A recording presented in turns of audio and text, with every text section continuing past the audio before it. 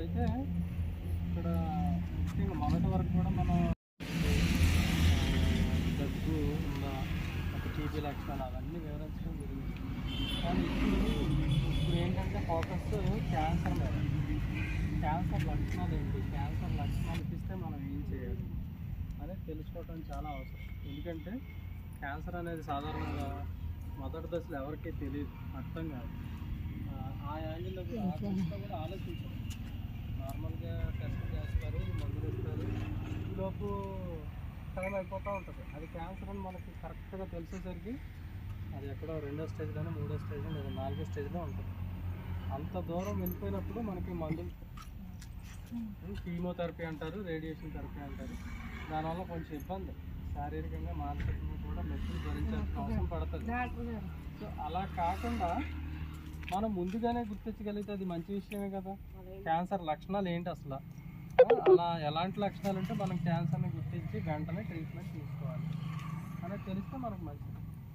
కానీ ఏంటంటే గుర్తించి క్యాన్సర్, ఇది క్యాన్సర్ అని తొందరగా గుర్తించి ట్రీట్మెంట్ మనం ఆ లక్షణాలు ఏంటో నేర్చుకుంటే మనం తొందరగానే క్యాన్సర్ లక్షణాలు అంటే తొందరగా గుర్తించవచ్చు.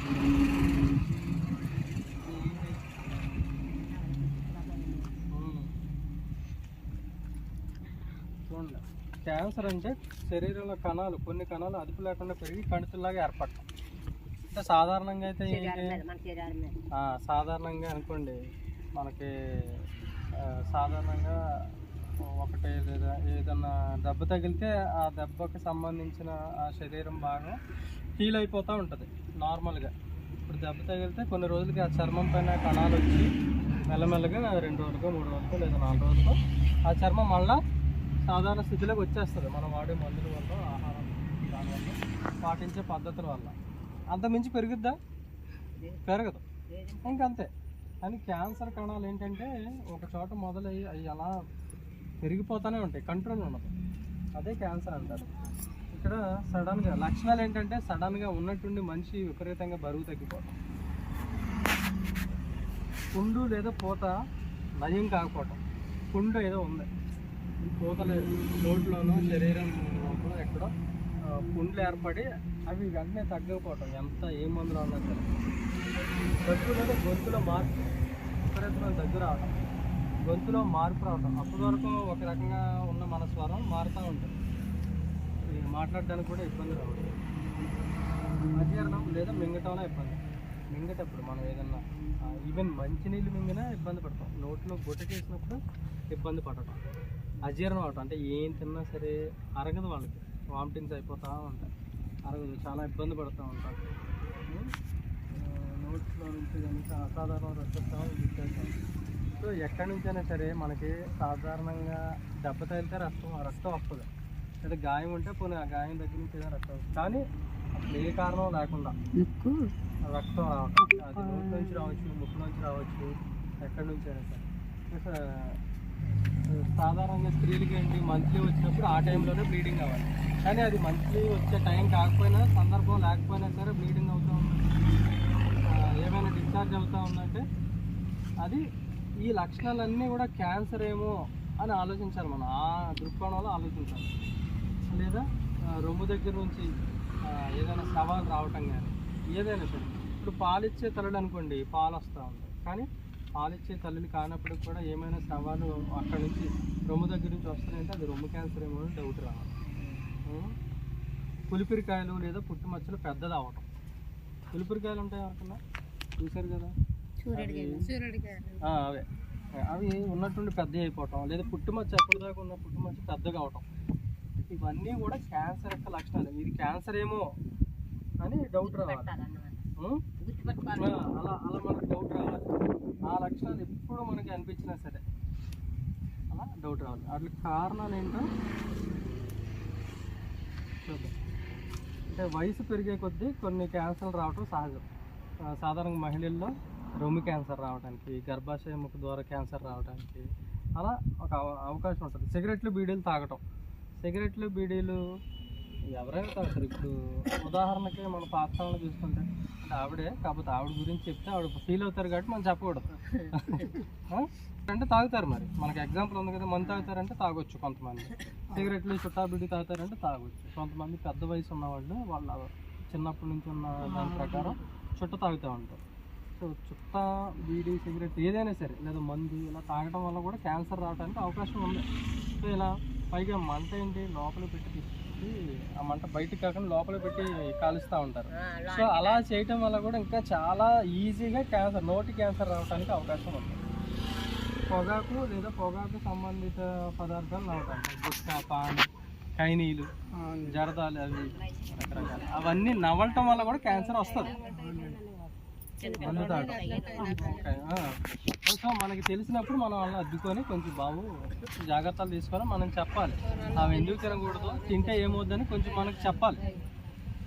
అనారోగ్యకరమైన ఆహారాలు ఇప్పుడు బయట చాలా రకాల చెత్త చెదారం అన్నీ దొరుకుతున్నాయి. అవి ఏమీ తినకూడదు, ఇంట్లో చేసినా తినాలి.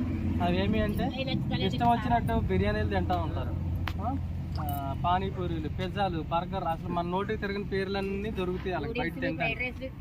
అది నూడిల్స్, ఫ్రైడ్ రైస్, ఇవన్నీ కూడా క్యాన్సర్ కలగజేయడానికి కారకాలు.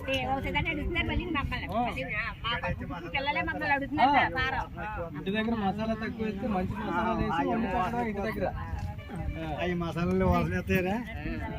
తర్వాత ఫ్యాక్టరీలో వచ్చే వ్యర్థాలు, ఇప్పుడు మనకేమో రైస్ మిల్లులు, ఫ్యాక్టరీలో ఉన్నాయి, దాని నుంచి వచ్చే వ్యర్థం వల్ల గాల్లో ఆ చెత్త అంతా పెరిగిపోతుంది.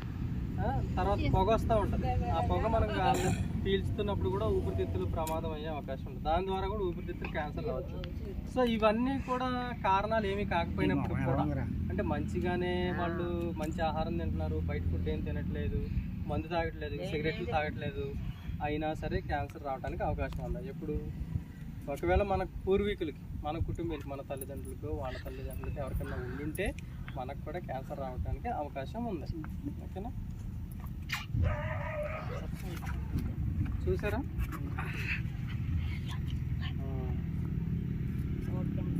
నోట్లో ఇలాంటి తెల్ల మచ్చలు వస్తాయి, అవి తగ్గవు వెంటనే అలా.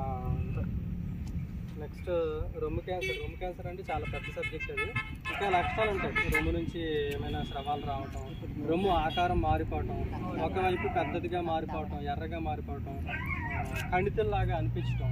సో అందుకనే ప్రతి స్త్రీలు, ఆడవాళ్ళు మీకు మంత్లీ అయిపోయిన తర్వాత ఒక 5 రోజుల తర్వాత అందరూ చెక్ చేసుకోవాలండి. మీకు మీరే అద్దం దగ్గర నుంచొని మీకే స్వయంగా మీరు పరీక్షించుకోవాలి. ఇలా ప్రతి భాగాన్ని, అంటే ఒకవైపు 12 భాగాలుగా అనుకుంటే ప్రతి భాగాన్ని కూడా మీరు ఇలా అనాలి. అంటే మీకు ఏమైనా కణితులు తగులుతున్నాయా? ఒకవేళ తగిలితే క్యాన్సర్ ఏమని డౌట్ రావాలి. కణితులు తగలటం లేదనుకోండి, మంచి విషయం. ఒకవేళ కణితుల్లాగా మీకు అనిపిస్తూ ఉంటే అదేంటో ఎలా తెలుస్తుంది? సో వెంటనే మీరు ఇన్ఫార్మ్ చేస్తారు. ఇప్పుడు ఈ ఏరియాలో ఉన్న ఈవిడే కదా, సో మాణిక్యం గారికి మీరు చెప్తే మన దగ్గరికి వస్తే మనం రెఫరల్ పేపర్ రాస్తాం. అప్పుడు మీరు కాకినాడ గవర్నమెంట్ హాస్పిటల్కి వెళ్తే నిజంగా క్యాన్సరా కాదా అని నిర్ధారిస్తారు. ఒకవేళ క్యాన్సర్ అనుకోండి, తొందరగానే గుర్తించినట్లు అవుతుంది. క్యాన్సర్ కాకపోతే మంచి విషయమే కదా. క్యాన్సర్ అయితే ఏం చేస్తాం? క్యాన్సర్ అయ్యుండి కూడా మనం పరీక్ష చేయించుకోకపోతే ఇప్పుడు వరకు అందరూ ఎలా ఇబ్బంది పడుతున్నారు. 3వ స్టేజ్కో 4వ స్టేజ్కో వెళ్ళిపోయిన తర్వాత కానీ మనకి తెలియదు. అప్పుడే మనం ఏంటి మళ్ళా అలా అసలు ఎప్పుడు వదలకూడదండి. అదే అంటున్నా, ఆ యాంగిల్ ఎవరు ఆలోచించరు. సో పిల్లలకి కూడా, స్త్రీలకి, చిన్నపిల్లలకి కూడా ఇప్పుడు గర్భాశయ ముఖ ద్వారా క్యాన్సర్ రాకుండా ఉండటానికి వ్యాక్సిన్లు. ఇప్పుడు చిన్నపిల్లలకి మనం ఏ విధంగా పోలియో వ్యాక్సిన్లు అవి వేపిస్తాం కదా, సో అలాగే దానికి కూడా